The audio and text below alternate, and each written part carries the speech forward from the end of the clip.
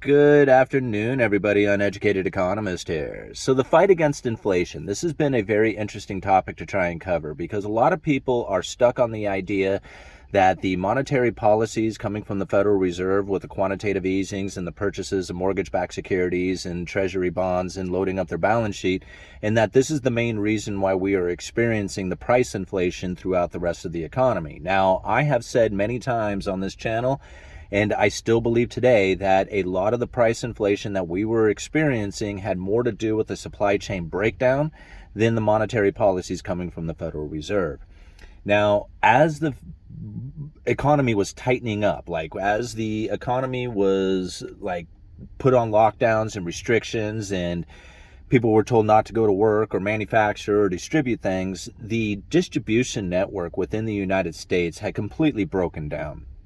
And you can really see the effects of it when it came to the ports and the clogging up of all the, ships outside of the ports and the rail, the train rails and all the distribution hubs. They're all loaded up right now without enough labor to try and move this stuff throughout the economy. Now, I said it before that once the restrictions had come to an end, once the mandates had come to an end and the mask came off and the economy started to open up again, that we would start to see the prices come down. And that's what we are experiencing now. I mean, in fact, the last inflation data that came out has come down. It's still an inflation scenario, but it's disinflation now, meaning that it's not inflating at the same pace that it once was. Deflation is when it's actually, coming down, right? But inflation and disinflation still is an inflationary scenario. Disinflation just means it's not as much inflation as we were experiencing. So if inflation was running 5% and then it's running 3%, the 3% would be a disinflation. So that's kind of what we were experiencing right now. But it doesn't really matter. What I really wanted to talk about was the fact that we have a tight labor market and a lot of layoffs that are happening. And take a look at the description. I have a bunch of links down in there talking about all the layoffs that are happening throughout the economy within many, many corporations out there. And now I had a feeling that this was going to take place, and I've said it many times in the videos, is that we are going to see a recession in which that we do not have the massive unemployment like you would typically experience. And the main reason for that is that we have a rise of zombie corporations that had occurred during the pandemic. And now I'm sure many of you have heard me talk about the special purpose vehicles and the corporate debt lending facility that was set up. But that corporate debt lending facility gave the environment the ability to keep these zombie corporations up and running. And if you have these zombie corporations up and running, they're going to hire people. And especially if they were able to gorge on incredibly cheap debt, then what do those corporations do with it? You either, one, buy back your own stock, or you expand your company. And since there was all this apparent demand taking place within the economy, all these corporations started to expand in hiring people. But they never should have existed in the first place. It was the fact that there was a low interest rate environment that gave them the ability to even do that.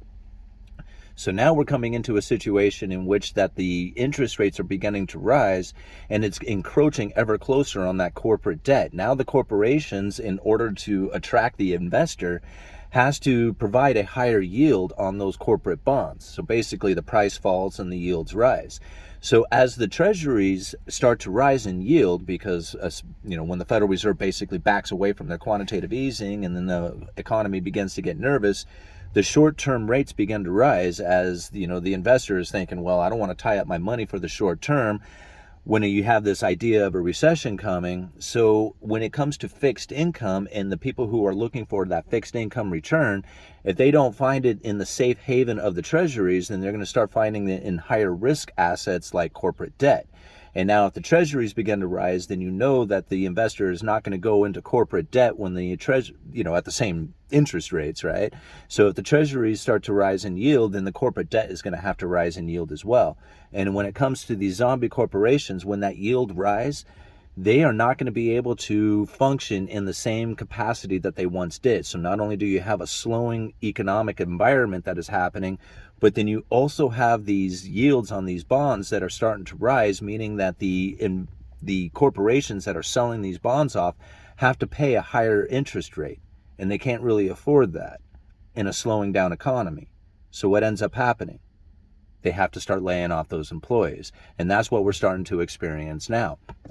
So as time continues on, even though we have this tight labor market, we're going to find more and more of these corporations are going to start laying off a lot of their employees. Those employees are going to have to go and find jobs over at the viable corporations who are still hiring people. I mean, you can see the help wanted signs everywhere. But I have a feeling that those good jobs that are at those corporations are going to get filled up pretty much right away from the layoffs that are taking place from the zombie corporations or the unviable corporations out there. And that you're going to start seeing that if those corporations fail or start laying people off and all the good jobs are filled, then the service industry jobs are going to start getting filled, as people will need to take any job they can find in order to continue to make their payments, whether it's their rent payments or debt payments or whatever they have going on. And that's really what I see taking place within the economy right now, is that the fact that we had these special purpose vehicles set up during the pandemic, which gave the corporations the ability to sell incredibly cheap debt, gave a rise to zombie corporations, which hired a lot of people, which took away from the ability to hire people at the service industries or at the viable corporations. These zombie corporations have sucked up all the best talent, all the best resources, all the availability of what a viable corporation would need in order to exist. And that's the main reason why we don't see the employment going on out there, or we have this tight jobs market out there, is because the zombie corporations are taking it all. It's not like they just disappeared or that they chosen not to work. I mean, a lot of people want to use this excuse saying that people just don't want to work. I don't think that's the case at all. I think what it is that the availability from low interest rates gave the rise of corporations that shouldn't exist, who have hired people out of what should be a viable company. Does that kind of make sense? That's really what I see going on. Now, when it comes to the Federal Reserve, they said it many times.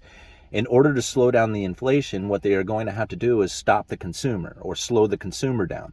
But from the videos that we have already talked about, it's not going to slow down the consumer who spends 60% into the economy. That's the rich, the higher wage income earners.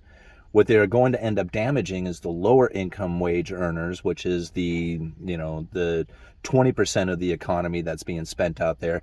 That's the people who are going to get damaged. And the way they're going to do it is by knocking out all these corporations, these zombie corporations that are hiring people that shouldn't really exist. Those people, if they cannot find a good job, are going to end up taking those service jobs at that lower wage. That's really what I see happening here. And I give it if you listen to like some of the things that the Fed is saying, like they want to have the Fed funds level up around like 4% by the end of the year. Now you have to think, if that's where they achieve that 4% on the Fed funds level, it's going to take 6 months to a year before that really starts to impact the economy. Think about some of the things that we are experiencing right now with these layoffs, and just take a look at the article I leave down in the description. I mean, there is one article in there talking about how these companies that help deal with like layoffs, these corporations, when they go into these mass layoffs, this company is booming, this like layoff support company. I'm not even sure how to describe it. So I can see that this is probably going to be a growing trend over the next year. Until we have that unemployment start to rise, we're going to see the Federal Reserve not only keep interest rates elevated, but maybe even increase interest rates beyond what they say that they're going to do, to try and tighten up the market enough to knock out those zombie corporations. That's really what I see happening here. Okay, Uneducated Economist, you guys let me know.